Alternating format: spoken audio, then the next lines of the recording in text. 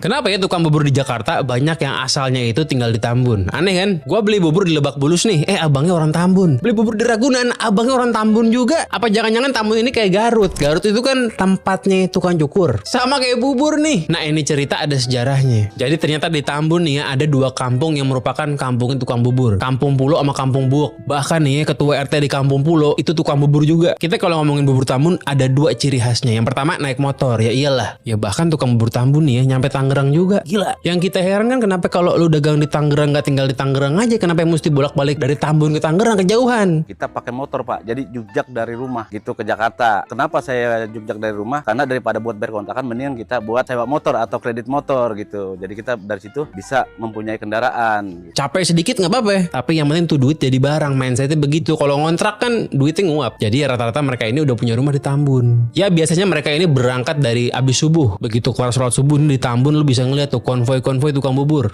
Kalau berangkat saya dari sini jam 4:30, Pak. 4:30 sampai sono mungkin jam 6 ya, karena kita perjalanan jauh dari sini ke Jakarta Selatan sampai sono jam 6, paling jam 9 kita udah kelar jualannya, Pak. Habis gitu. Dan ciri khas kedua, bubur Tambun itu merupakan jenis bubur yang lebih ke family bubur Chinese. Jadi beda nih sama bubur Cianjur, bubur Abang Warkop, beda. Kalau bubur Abang Warkop kan ada kuah kuningnya, yang ini lebih kering. Ada ceritanya juga. Dari awal pertama jualan itu dulu orang Buak, dia kerja di restoran Cina. Nah dari situlah mungkin selama dia bekerja mengambil ilmu resep atau segala macam. Nah maka dari itu setelah dia sudah bisa, terus dia usaha sendiri, makin lama jadi makin berkembang. Kebanyakan itu warga asli, Pak, yang tadinya pada kerja di PT. Nah terus sekarang kebanyakan kembali ke bubur ayam. Bubur Tambun ini bentuknya udah ketara deh, pakai cakwe sama tongcai. Dan resepnya emang diturunkan dari keluarga ke keluarga. Ini kayak dinasti. Ini kalau dibikin film drama Korea udah pas. Dan kenapa mereka ini demen banget jadi tukang bubur? Bayangin, kakeknya, bapaknya, anaknya tukang bubur semua. Karena jadi tukang bubur itu menurut mereka merupakan epitome dari financial freedom. Kerja dari subuh jam 10 udah habis tuh bubur. Ya bener, di Lebak Bulus jam 10 udah pulang deh. Habis pulang, kelar sholat zuhur, bisa mancing.